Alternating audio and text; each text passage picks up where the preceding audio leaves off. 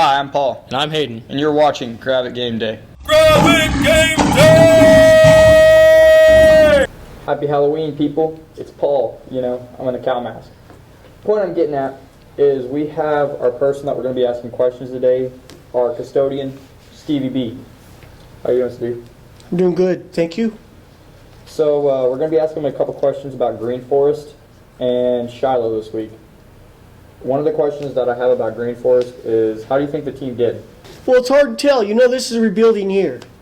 But any given time in sports, anybody could have a good day and anybody could have a great day. So it all depends how you guys are feeling that day. If you're going to have the best day or you're going to have a mediocre day. So a lot of it is in here, I think. Our second question is, how do you think the team will do up against Shiloh? Well, it's hard to say. Is that the home game coming up or no? That's the home game. Yes, that's this weekend. Home field advantage is a big deal. So, let's hope so. Is the team practicing hard? Yeah. Are the coaches doing their job? They're doing good. Yeah. I think optimistically they've surprised a few people since this is a rebuilding year. How do you think the team has done during this rebuilding year, as you mentioned? Better than expected, I think. And the coaches will probably tell you the same thing. From what little I know, but I know a little bit because I'm around, it's been a good year. I think expectations really fell down with the coaching changes, but Coach Bo has stepped up and made a good impact on these kids. And that's a lot to say right there. So that's half your battle.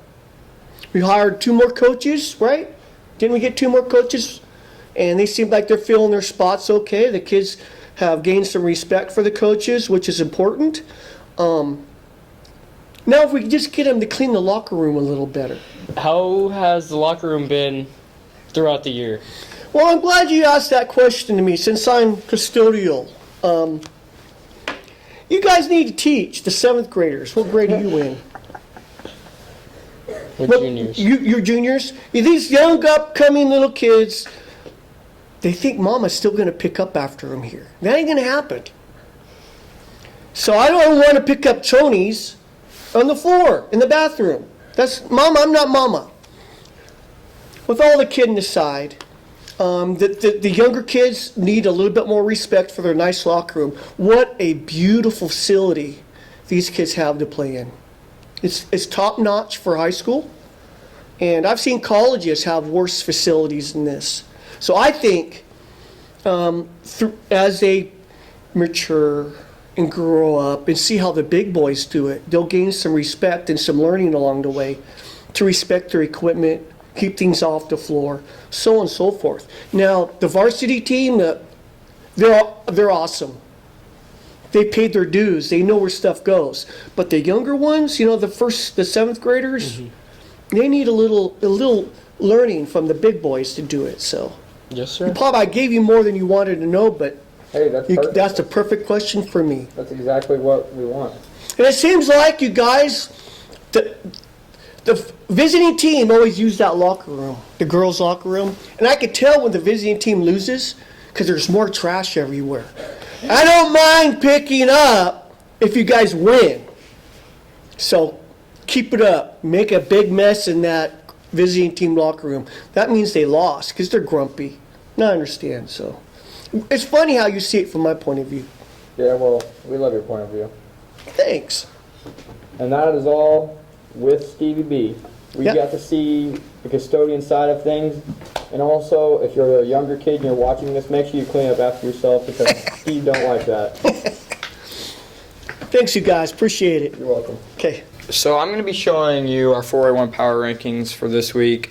And I hope they change after Friday. But let's just see how it goes as of right now. So at number 1, we have Shiloh Christian. This is going to be a good game. I feel like grab it up against Shiloh, and Shiloh might get the upset. I hope that does happen, but as of right now, they are going to stay at number 1. At number 2, we have the P. Ridge Blackhawks. They're a physical team. They've done pretty good so far this year, and I feel like they are only going to grow as a team. At number 3, we have Gentry, and I know that's a big jump from 5 to 3. And the reason I have them there is because they beat Prairie Grove, and I just feel like to beat Prairie Grove, you got to be a well-disciplined team to be able to beat the Wing T. But you also have to be physical, and that's what Prairie Grove is. They're a very physical team. So I have them at 3 as of right now, but hopefully not for long. At number 4, I have Prairie Grove. The reason I have Prairie Grove there is because they beat Gravette, and they lost to Gentry, so that puts them right in between at the number 4 spot, in my opinion. At number 5, I have Gravette. The teams that they've beat are Lincoln, Berryville, and Green Forest. And so far, they haven't beat any of the teams ahead of them. And I just have them at the 5 spot. That's where they are, but I hope that changes. At number 6, I have Lincoln. Lincoln, they run the spread. They're not as good as they were last year, but they're okay. And I don't really see them jumping from that spot anywhere into the top 5. At number 7, we have Berryville. They run the flex T. They have a pretty big line, but they're not as quick, and they can't keep going. Like, that's the one thing that I love about Gravette's line is they have a motor and they can just keep going because they're well coached and they have great stamina. But for Berryville, they didn't really have that stamina, and after like the first drive, they let go and the Gravette defense started catching fire. And then at number 8, we have Green Forest. They're a group of sophomores, and there's an old saying that for every sophomore you start, count that as a loss. And they start 10. But they've done pretty good this year, I think, like with what they have, a very young core. And I think they're only going to grow. You could expect to see them maybe in the 6-7 spot next year if they keep getting bigger, stronger, and their players keep wanting to. These are our 401 power rankings, and we will see you in there. Joining us here to pick today is Kylie and Alex, our senior student trainers. So, for our first game, we have Prairie Grove at Berryville. Hayden, who you got? Prairie Grove. I mean, we lost to Prairie Grove and we beat Berryville, so Prairie Grove. I would say Prairie Grove. They have a lot of talent. I'd have to agree, Prairie Grove. Both these offenses run a type of wing tee. Berryville runs the flex tee. They're not really good at it. Prairie Grove, they run the wing tee, and it's more misdirect, and I don't see Berryville's defense being able to stop a offense of that caliber. So, our second game, we have Gentry at Lincoln. Hayden, who you got? I'm actually going to be rooting for Gentry because I don't want Lincoln to win either of their last 2 games just so we can go to the playoffs. I'm going to say Gentry. I went and watched them this year, and they're very good. I'd have to say Gentry because we beat Lincoln and we don't know what we're up against Gentry. And did we beat Prairie Grove? Gentry lost to Prairie Grove, right? We'll cut that out. No, they won. They won. They won? Yeah, they won. Okay, so if Gentry beat Prairie Grove, then... So, I have Gentry taking this one. Gentry competed with Shiloh for a whole half of football, and I don't see Lincoln being able to compete with Gentry, especially with the wide receivers and the speed that they have coming off the ball. Gentry's offense is just way too overpowered. Game number 2, we have Green Forest at Pea Ridge. Hayden, you got? I got Pea Ridge in a bad blowout. Last week they beat Berryville 55-14, I think. Yeah. And I don't think Green Forest has the depth in their lineup to play with Pea Ridge. I'm going to say Pea Ridge just because Green Forest has tended to struggle the past few years. I'd have to say Prairie Grove because... Pea Ridge. Pea Ridge. You're good. You're good. Can we cut that out? Just keep going. I'd have to say Pea Ridge because Green Forest hasn't won a game all season and Pea Ridge has done really good this year, so I'd have to go with them. Green Forest, whenever we played them, they had a lot of sophomores who were actually decent, and I think they remind me of us last year. Green Forest will be good in later years to come, but not this year, and I have Pea Ridge going in there and blowing them out. So we got our game of the week. We have Shiloh at Gravette. Hayden, who you got? Well, I have to go with Gravette. I mean, it'd be bad if I didn't because I'm on the team. So I love my team very much, but I really do think Shiloh is going to win. They just are very athletically inclined. They're- 2 years ago, we did beat Shiloh. I'm not very sure about this year, though. We'll just see what happens. Well, Shiloh, they're a very athletic team. They run a very good offense. They are consistent in what they do.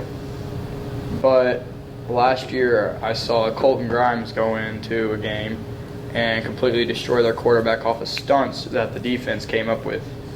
Coach Bo, I have a feeling that he's going to have a game plan to beat Shiloh. And if the defense can step up, I know our offense is high-powered enough to go in there and throw over the top to Ian Drake and Mason Dagley. Chase Austin, hard guy to bring down. I have Gravett going in there and upsetting Shiloh. Gravett can't hand Shiloh their first loss. Thank you for being here. And we'll see you over there. I'm here to break down Shiloh's offense. Let's get started. So they like to run a 2 wide receiver set, the spread. I think that's one of the main reasons why they're 8-0 as it is. But they do like to do a lot of motion, jet sweeps, things like that. And if you don't know where a jet sweep is, it's whenever they put this guy in motion. Whenever he gets about to the guard, they snap the ball and they give it to him, and he just goes out and does his thing, makes a play, just keeps people honest. But one of the things that you can do out of that motion is, check this out. You put the A in motion until he gets right here. Then you're in a trip set. And once you get into that trip set, there's a lot of different things that Shiloh likes to do. They'll do fade, out, out. And that's just with a sprint out pass with the quarterback. And he's blocking. And he's looking to throw an out right here to the A. The same guy that got put in motion from over here. It's just a lot of quick game stuff to gain them yardage and keep them moving down the field. One of their other plays that they like to run is halfback pass. And whenever they run this, it's more of a screen, a halfback screen. So you have slants here, and whenever they run the slants, it should carry the safety in the corner with them if they're in a man type coverage.